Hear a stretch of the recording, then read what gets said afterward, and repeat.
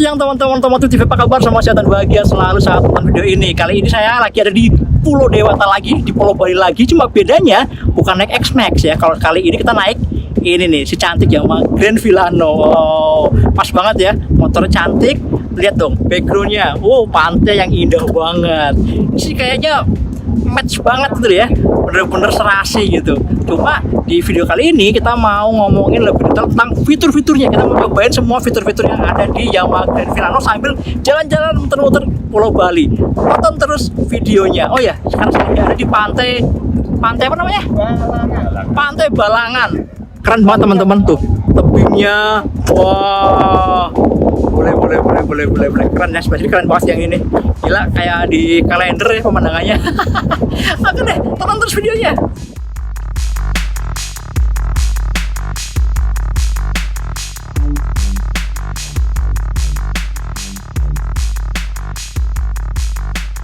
Nah teman-teman, kita langsung lihat fitur-fiturnya. Oh iya, saya kali ini pilih yang warna biru ini teman-teman. Ini birunya asik banget ya. Birunya tuh nggak tahu kenapa saya suka banget sama warna ini. Kalau yang kemarin waktu pas impression warna putih mutiara kayak yang itu tuh. Nah yang itu kan. Sekarang yang biru ini. Kalau saya sih suka banget yang ini teman-teman. Asik aja. Selain saya suka warna biru juga, warna itu kayak telur asin yang retro-retro gitulah. Keren. Oke, kita langsung lihat fitur-fiturnya. Pertama, headlampnya teman-teman. Headlampnya sudah pakai full LED kan ya. Nah, ini ada dua cluster atas bawah. Yang atas buat lampu dekatnya, bawah lampu jauhnya. Cuma di motor ini nggak bisa langsung nyala teman-teman. Jadi kalau di kontak on gitu ya, itu nggak langsung nyala. Yang nyala itu malah lampu ininya aja nih, lampu. Nah ini nih, lampu DRL-nya ya. DRL nyala nih udah nih. Tapi lampu utamanya belum nyala. Nah kalau mau nyalain lampu utama, kita harus nyalain mesinnya dulu. Nah tuh, ini lampu deketnya. Nah sayangnya semalam tuh hujan teman-teman di Bali, hujan deras banget semalaman. Jadi saya belum bisa nyobain ngasih lihat ke teman-teman, ngasih lihat slot lampunya. Nanti di sesi tes aja ya, sesi tes kita bikin yang lebih lengkap, jadi kita bisa liatin semuanya. Lalu selain DRL, lampu saya juga udah pakai LED teman-teman. Dan LED-nya itu tuh punya reflektor yang warnanya tuh agak-agak hitam gitu ya. Jadi mewahnya tuh malah mewah dikasih warna hitam, bukan chrome. Seirama sama logo-logonya nih, logo Grand Villano kan hitam, terus tuas remnya juga hitam gitu kan. Jadi kombinasi antara chrome, warna-warna pastel yang klasik, dan warna hitam yang bikin tampilannya secara keseluruhan jadi mewah gitu ya. Asik sih, kalau saya suka-suka aja teman-teman. Kemudian fitur yang lain apa ya? Oh, di sini nih. Ini ada parking brake lock teman-teman. Parking brake lock yang gampang banget pengoperasiannya. Ini cuma cukup satu tangan doang tuh. Wow, gokil ya. Ini gampang banget dipakainya. Terus kalau rem, feelingnya yang rem belakang empuk, yang depan juga kalau menurut saya sih enak banget teman-teman. Ini empuk banget rem depannya. Ditariknya empuk dan pakem. Padahal disc brake-nya kecil aja loh. Disc brake-nya cuma kayak gini nih. Set. Nah, kayak gini aja. Cuma pakai kaliber 1 piston, tapi feel-nya enak empuk ya. Dan kalau dibanding sama punya Vasio, di Villano ini beda karena sudah ada ini nih. Ada speed sensor di sini, makanya di sebelah kiri nggak ada kabel speedometer gitu. Kalau fitur-fitur di area depan sih kayaknya teman-teman udah nggak asing lah ya, karena kita udah beberapa kali bikin videonya juga udah lengkap gitu kan. Oh ya, lampu saya ini bukan cuma sen teman-teman, tapi juga ada hazardnya. Nah kalau nyala kayak gini, kanan kiri nyala semua gitu. Oke, kita lihat yang lainnya di balik kemudi yuk. Oke, lalu ngomongin speedometer teman-teman. Speedometer ada dua cluster ya. Kalian main udah tahu lah pasti, karena udah nonton video sebelumnya. Atas LCD, bawah TFT. Dan kita lihat nih nyalanya. Ini benar-benar di bawah terik matahari. Gimana mood kalian? Tuh kayak gini nih. Yang atas kurang jelas ya. Karena memang LCD-nya tuh ya biasa aja gitu yang atas. Cuma untungnya ukurannya gede-gede, speedometer besar gitu kan. Jadi masih tetap kelihatan biarpun agak samar-samar. Tapi yang bawah ini enak banget teman-teman ngeliatnya tuh. Mantap yang bawah ya, yang TFT ya. Ini kanan kiri ini ada indikator buat fuel meter, yang ini buat fuel indikator yang real time-nya. Jadi sekarang buat eco indikator sini. Di atasnya ada warna hijau-hijau gitu. Hijau kalau indikator eco indikatornya aktif ya. Kemudian kalau isinya ini kita mulai dari depan deh. Mulai dari depan. Oh, kalau dari depan banget gini nih. Kalau dinyalain dia ada tulisan welcome aboard. Ada siluetnya juga. Kalau dimatiin dia ada see you soon, ada sapaannya gitu kan. Sapaannya. Nah, kalau di awalnya siluet motornya, terus kita akan langsung disuguhkan sama ini nih, yang paling utama tuh malah ini. Nah, ini nih, siluet motor, gambar motornya ini kalau lagi jalan dia akan ada kayak berputar gitu rodanya. Tapi kalau misalnya hybridnya aktif, ini juga jadi indikator hybrid teman-teman. Dia akan nyala terang banget, itu warnanya putih gitu ya. Kemudian di atasnya ada jam digital. Jam digitalnya akan selalu ada di atas tutup terus teman-teman. Nah di sini ini ada odometer, ada trip, ada full consumption yang real time, ini ada full consumption yang average. Dan average ini akan ngikutin tripnya ya. Kalau tripnya kita nolin, nah tripnya kita nolin nih. Nah si average full consumption-nya juga akan nol lagi. Nah gini teman-teman.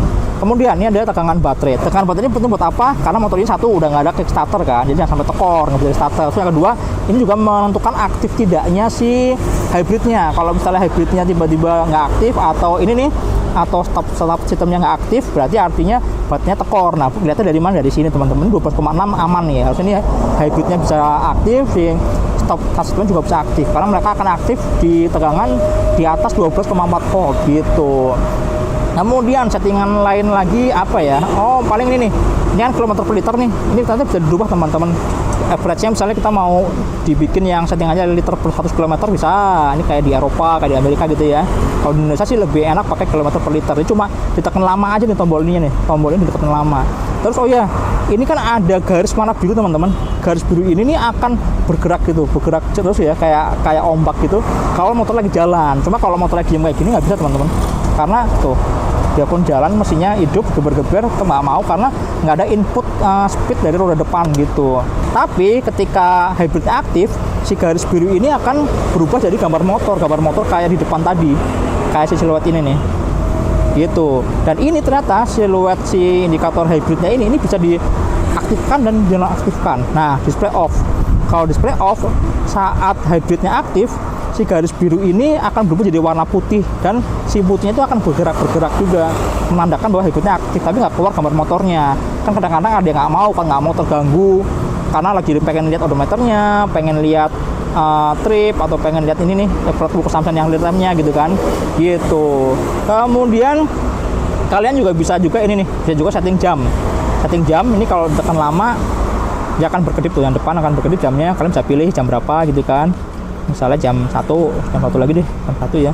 Nah gini, kita tekan yang lama, nah dia akan pindah ke belakang gitu. Kalau misalnya udah oke, tekan lagi yang lama. Jadi nyeting jamnya pun sesimpel itu, semudah itu teman-teman gitu.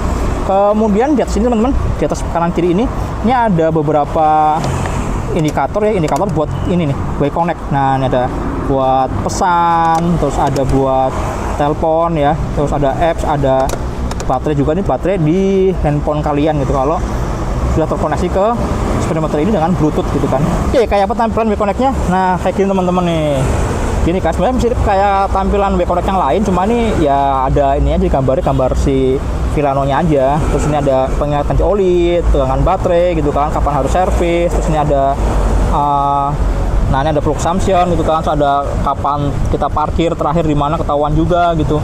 Jadi kalau secara fitur sebenarnya sama-sama aja, mirip kayak yang way connect yang lain gitu teman-teman. Kira-kira tampilan speedometernya saya suka banget sama ini nih, sama tampilan TFT-nya bagus banget.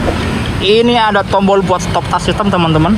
Jadi kalau kita lagi berhenti, motornya langsam gitu ya, otomatis mesinnya akan mati. Kalau kita gas lagi, mesin akan langsung nyala. Kalau di Yamaha ada dua mode ya, ada mode yang 0 second sama yang 5 second. 0 second tuh kalau kita dari benar-benar kenceng tiba-tiba berhenti, 0 second langsung mati. Tapi kalau merambat pelan-pelan di kemacetan itu 5 second teman-teman. Dan kalau kondisi stop sistemnya aktif, maka di atas ini akan ada logo huruf A, ada lingkarannya itu akan berkedip. Tapi kalau nggak nyala, kalau nggak aktif dia mati teman-teman gitu. Kemudian di bawah ini ada hazard, ada tombol starter. Nah starternya ternyata nih dari kemarin tuh banyak yang nggak sadar juga nih, di Grand Filano ini ada fitur namanya one push button. Jadi tombol starternya kalau kita pencet cuma cukup sekali aja, dia akan langsung muter terus sampai mesinnya nyala. Jadi kalau misalnya lagi pagi-pagi kan biasanya kadang-kadang nggak langsung hidup ya mesinnya ya. Nah kalau di Yamaha Grand Filano ini kita cukup tekan sekali, dia akan muter terus dalam satu sampai mesinnya nyala. Kita cobain ya, kita tarik tuas rem terus tekan sekali aja. Tuh, langsung nyala teman-teman. Baru cuma colok sekali doang. Asik ya. Kemudian di sebelah kiri ada lampu jauh, ada lampu sun, ada klakson gitu. Klaksonnya kayak gini suaranya. nggak terlalu keras ya. Oke, turun ke bawah. Ini ada power outlet yang posisinya agak aneh teman-teman ya. Kalau di Vazio tuh enaknya di sebelah kiri itu ada konsolnya, ada lacinya. Jadi power outletnya di dalam laci. Itu kalau waktu kita lagi ngecas bisa masukin ke dalam. Nah kalau di motor ini nggak ada teman-teman. Jadi terbuka kayak gini. Jadi saya sempat nyobain juga pakai lighter gitu kan ya, colokin gitu, terus kita ngecas, handphonenya ditaruh di bawah sini, di bawah konsol. Cuma kalau kita lagi bawa air mineral yang segede gini nih, ini kayaknya susah ya kalau buat masukin handphone lagi, susah banget karena tuh sempit lah ruangannya, harus tekan-tekan gitu kan. Ya bisa tapi maksa gitu nekan. Kalau kemarin saya pakai yang lebih kecil tuh lebih enak sih, lebih apa namanya, lebih longgar. Tapi keuntungannya kalau misalnya bawa yang botol minum segede gini, ini jadi ngepres gitu, jadi nggak terlalu goyang-goyang banget gitu. Dan waktu kita cobain teman-teman di sini buat ngecas ya, ternyata nggak terlalu cepet-cepet banget karena di charger ini cuma 1 ampere teman-teman. Terus spesifikasinya cuma 1 ampere nih, kelihatan ya, 1 ampere doang, makanya nggak terlalu cepet buat ngecasnya. Nah kemarin itu kita jalan sekitar 30 menitan, kita cas dari 37%, setengah jam itu cuma nambah jadi sekitar 50%-an aja, jadi nggak terlalu cepet-cepet banget, standar aja lah. Tapi 1 ampere ini ya hampir semua charger sekitar segitu lah ya, 1-2 ampere gitu kan. Kemudian ini ada keylessnya ya mirip kayak keyless di motor-motor Yamaha yang lain. Terus di sini ada tombol buat buka ini nih, buat buka tutup tangki bahan bakarnya gini kan. Terus yang ini buat buka jok gitu. Oke, di bagian bawah ini ada konsolnya tadi saya bilang ya. Kalau buat naruh air mineral segini sih gampang banget, plung, aman. Di sini ada pengait untuk bawa barang. Nah ini enak banget teman-teman. Ini karena ada pengaitnya kayak gini, kita nggak takut barang kita yang ditaruh sini tuh kabur-kaburan gitu loh. Karena benar-benar kekunci di sini gitu. Nah gini contohnya nih. Ini kantongin sini kan. Nah tasnya tuh nggak bakal kelepas teman-teman. Jadi bener-bener lebih aman. Mau terbang-terbang, lompat-lompat juga dia nggak akan lepas karena penguncinya dia modelnya ke depan gitu ya. Gitu sih. Oke, yang asik lagi dari motornya adalah cek pijakan kakinya. Nah, pijakan kakinya ini lebar banget teman-teman. Ini lebar karena pertama mesinnya dibikin lebih singkat ya, lebih kecil gitu kan, lebih pendek CVT-nya, jadi di area belakang sini bisa lebih mundur. Yang jelas ini lega banget sih. Saya tuh nyobain naruh tas yang lumayan gede ukurannya teman-teman. Tas saya taruh sini, ternyata ruangan kaki di bagian samping ini itu masih lega. Nggak yang bener-bener di pinggir gitu, tapi masih ada ruang lah, masih nyaman gitu loh. Dan ini berguna banget buat kalian yang memang suka bawa barang banyak, bawa tas gede-gede gemblokan gitu, ditaruh di sini ternyata masih nyaman, masih muat dan masih nyaman. Bahkan saya yakin galon juga bisa masuk sih, kayak galon 2 nih bisa nih. Biarpun saya nggak merekomendasikan ya, besok saya tes set, kita akan cobain kalau naruh galon di sini kayak gimana. Tapi yang jelas oke sih, enak. Satu lagi yang saya suka buat jalan jauh, buat touring-touring adalah ini teman-teman, bagasinya. Helm open face pasti bisa masuk loh. Dan di belakang ini masih ada tuh, masih ada tas gini kan, tas gemblok isinya jas hujan segala macam, bisa taruh di belakang sini. Yang depan ini bisa muat helm open face. Ini saya pakai helm Nolan N40. Nah bisa masuk dengan sempurna teman-teman. Ini shellnya lumayan gede ya, sakangnya lumayan besar, bisa masuk. Nah kalau helm full face, ternyata tadi saya cepat nyobain pakai helm full face KYT, ternyata nggak bisa masuk teman-teman. Jadi memang kalau helm full face itu biasanya lebih tinggi ya. Nah, kalau terlalu tinggi dia akan mentok di bagian sininya gitu teman-teman. Bagasinya oke banget sih, saya suka ini buat hari-hari pasti nyaman sekali. Ini tas saja pasti bisa masuk ke dalam sini lagi, mantap.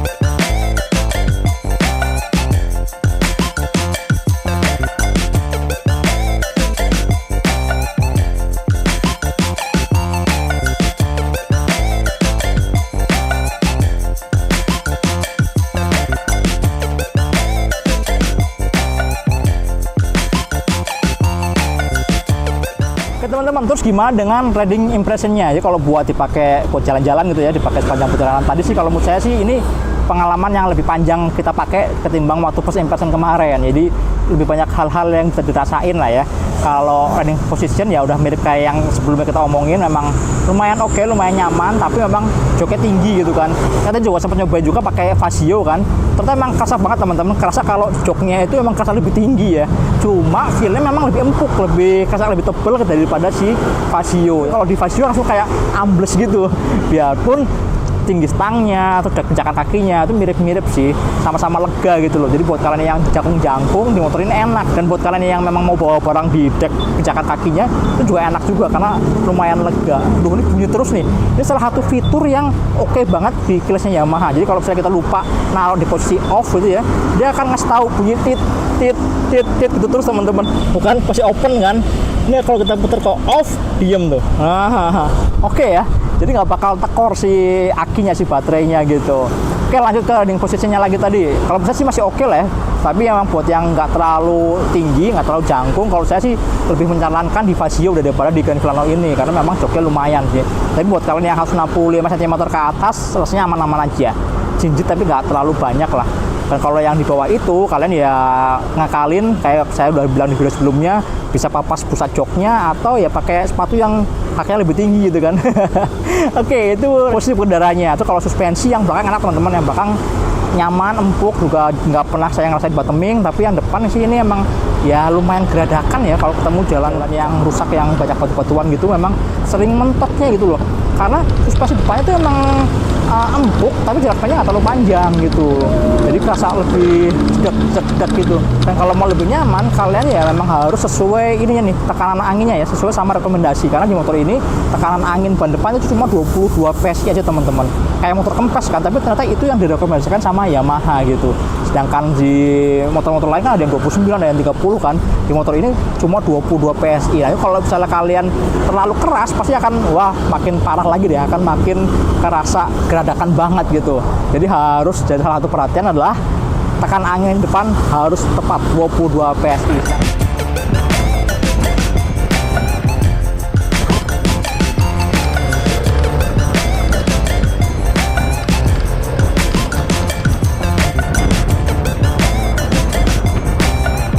Lalu kalau ngomongin handling, dan Filano ini emang kalah lincah ya kalau dibanding sama Vasio. Vasio itu kerasa banget, enteng buat belok-belok.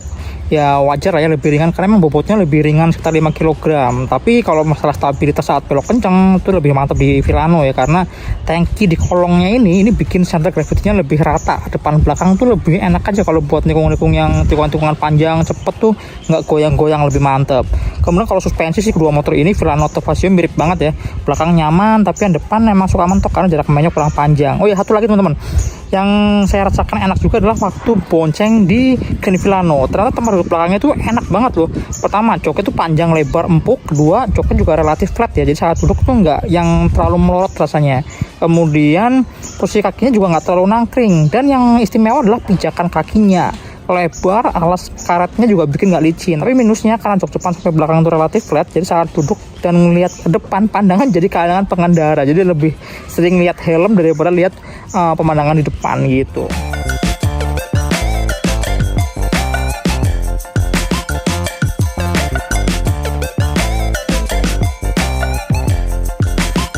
Sedangkan kalau impresi mesin sih, kalau menurut saya ya persis banget kayak si Vasio ya, karakternya plek-plekan gitu.